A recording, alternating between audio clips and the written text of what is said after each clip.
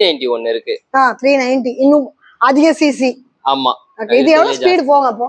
இது வந்து பாத்தீங்கன்னா உங்களுக்கு 170 180 கிட்ட டாப் எண்ட் பண்ணுவோம்.